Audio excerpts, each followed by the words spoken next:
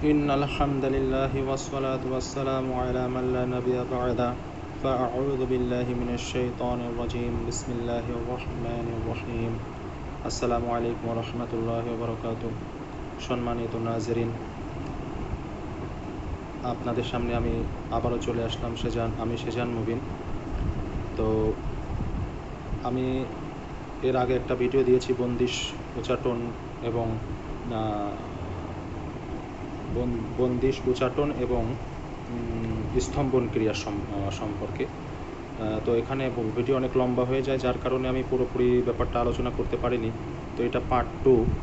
তো এখানে আমি বাদবাকি ব্যাপারে প্রতিকার অথবা সচেতনতার ব্যাপারে কিছু আলোচনা করার চেষ্টা করব মুক্তাসারভাবে।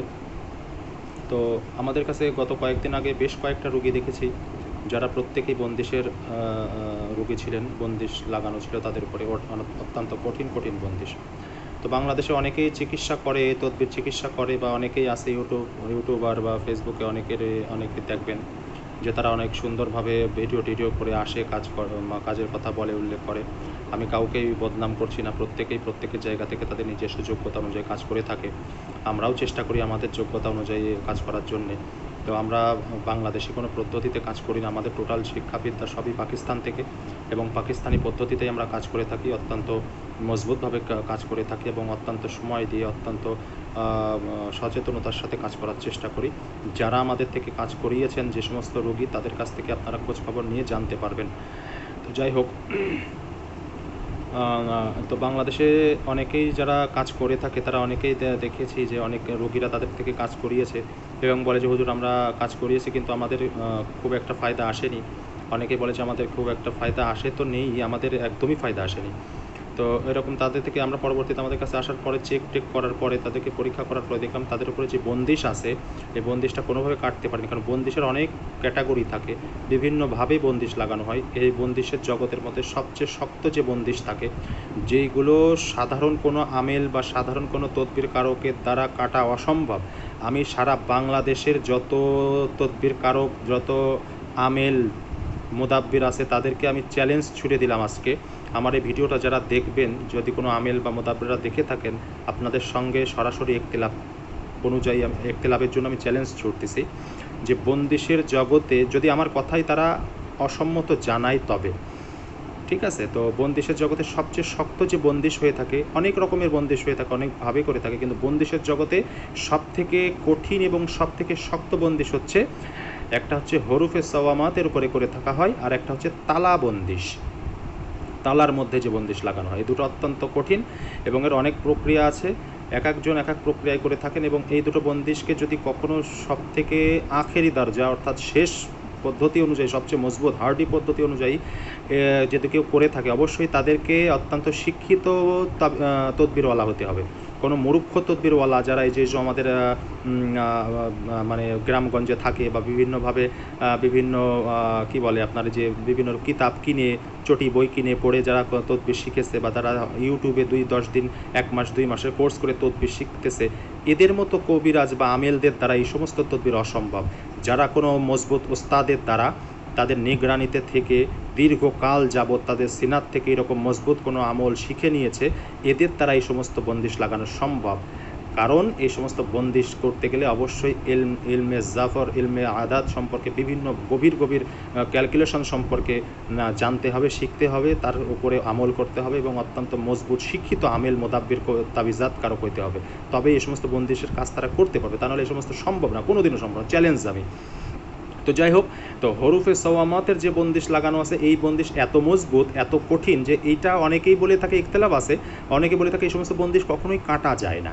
তবে যায় না বলে কিছুই নাই, যেখানে সমস্যা আছে সেখানে সমাধানও আছে, তবে সেই সমাধানের এলেম থাকতে হবে এবং সেই রাস্তা জানা থাকতে হবে তাকে। তো যাই হোক, অবশ্যই এগুলা সম্ভব, কিন্তু অনেক কম আমেলরা জানে এগুলো। হরুফে সওয়ামাতের যে বন্দিশ আছে, এই বন্দিশ যদি কোনো বন্দিশ কারক সঠিক পদ্ধতিতে লাগাইতে না পারে, তবে এই বন্দিশ অটোমেটিক তার উপরে লেগে যাবে। এটা এমন একটা উসুল, এমন একটা সিস্টেম। কাজেই হরুফে সওয়ামাতের উপরে কোনো আমেলই সহজে বন্দিশ লাগাইতে চায় না। তারা জীবনে কোনো দিন বন্দিশের কাজ করবে না, কিন্তু তারপরেও তারা হরুফে সওয়ামাতের উপরে বন্দিশ লাগাইতে যাবে না। এত পরিমাণ একটা চ্যালেঞ্জের কাজ, এত পরিমাণ একটা ভয়ঙ্কর কাজ হরিফ সওমাতের বন্দিশ।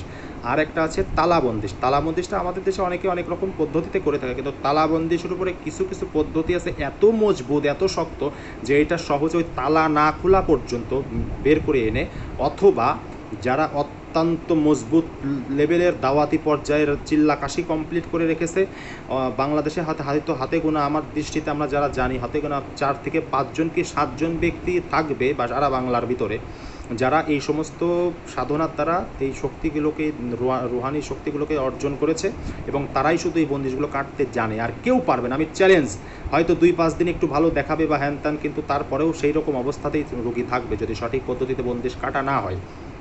তো এই ক্ষেত্রে আমি বলবো যে এই সমস্ত বন্দিশ যারা লাগায় তারা অবশ্যই নাজায়েজ কাজ করে থাকে, এবং এই সমস্ত বন্দিশ মুসলমানের উপরে যেমনি সেমনি করা উচিত না। বিশেষ করে এই সমস্ত যারা ব্ল্যাক ম্যাজিকার বা সিফলি আমেল আছে, এরা করে থাকে মানুষের উপরে, একেবারেই ক্ষতির দিকে নিয়ে যায়। আমি সতর্ক করবার এই সমস্ত থেকে আপনারা প্রত্যেকেই আল্লাহ রাসূলের শেখানো পদ্ধতি অনুযায়ী সকাল সন্ধ্যা সর্বদা নিজের দেহকে বন্ধন করে রাখবেন, এবং কোরআন সুন্নাহের মধ্যে জীবনযাপন করার চেষ্টা করবেন। প্রত্যেকটা মুহূর্তে মুহূর্তে সুন্নাহের অনুসরণ করবেন, এবং সকাল সন্ধ্যা 12 ঘন্টা যে সমস্ত কোরআনের পদ্ধতি এবং বিভিন্ন মাসনুন দোয়া অনুযায়ী আল্লাহ রাসূল আমাদেরকে নিরাপত্তা বা প্রোটেক্টের জন্য হেসার শিখিয়েছেন, এইভাবে হেসার করার চেষ্টা করবেন নিজেদেরকে, বাচ্চাদেরকে, এবং বাড়ি ঘর মাকান যা আছে আপনার সম্পদ, প্রত্যেক জিনিসগুলোকে হেসার করার চেষ্টা করবেন। এরকম অনেক আমল ভিডিও আমাদের পেজে আছে বা অন্যান্য জায়গায় পাবেন আপনারা। তো এইভাবে আপনারা হেসার করার চেষ্টা করবেন, ইনশাল্লাহ নিরাপদ থাকবেন। আর যদি কারো অসচেতনতার কারণে এরকম কিছু হয়ে যায়, তো আপনারা অভিজ্ঞ ব্যক্তির কাছে যোগাযোগ করুন। আপনারা যে কোনো জায়গায় যার কাছ থেকে শুনে হোক, যে কোনো জায়গায় আন্দাজের উপরে দৌড়াদৌড়ি করলে আপনাদের পেরেশানি শেষ হবে না। কারণ যে পরিমাণ প্রতারক বাংলাদেশে তৈরি হয়েছে, আমি কাজ করতে বসে দেখি তো আশ্চর্য হয়ে যায়। আপনারা নিজেরা সচেতন হন। আমাদের কাছে অনেক রোগী বলে যে হুজুর আমরা এর থেকে সচেতন হবো কীভাবে?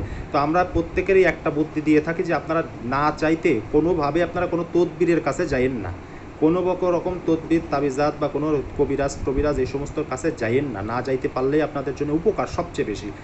বাড়িতে বসে কোরআন সুন্নাহর মধ্যে থেকে কাজ করার চেষ্টা করেন। একান্ত যাদের বড় বড় সমস্যা আছে, যারা নিজেরা কোরআন পড়াই জানে না বা কোনোভাবে এইভাবে সচেতন না, কোরআন সুন্নাহ ইসলামের মধ্যে থেকে জ্ঞান ভালো নাই, তারা বিভিন্ন অভিজ্ঞ চিকিৎসকের পরামর্শ নিন, ঠিক আছে, তাদের সঙ্গে কাজ করার চেষ্টা করুন। কিন্তু যেখানে সেখানে হুটহাট করে দৌড় দিলে কিন্তু আপনারা শেষ।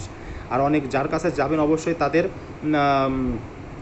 রোগীদের কাছ থেকে বড় বড় সমস্যার সমাধান যাদের রোগীরা আল্লাহর পক্ষ থেকে হয়ে গেছে, এই সমস্ত রোগীদের সঙ্গে পরামর্শ করে তারপরে সেই সমস্ত তদবিরওয়ালাদের কাছে যান যে কতখানি সমাধান তারা পেয়েছে, আপনারা গিয়ে পাবেন কিনা, এরকম ভালোভাবে বিস্তারিত জেনে শুনে যাবেন।